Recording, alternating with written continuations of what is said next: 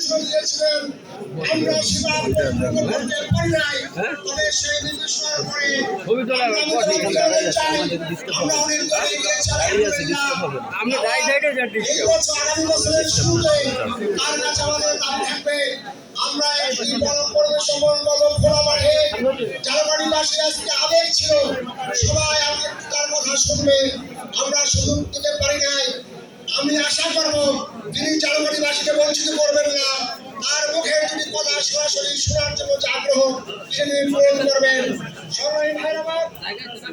এই পর্যায়ে আমাদের সামনে আজকে প্রধান বক্তব্য রাখছেন বাংলাদেশ জামাত ইসলামের সংগ্রামী আমির মানবতার পরিবার 18 কোটি মানুষের আস্থার প্রতীক জননেতা জনাব ডাক্তার শফিকুর রহমান।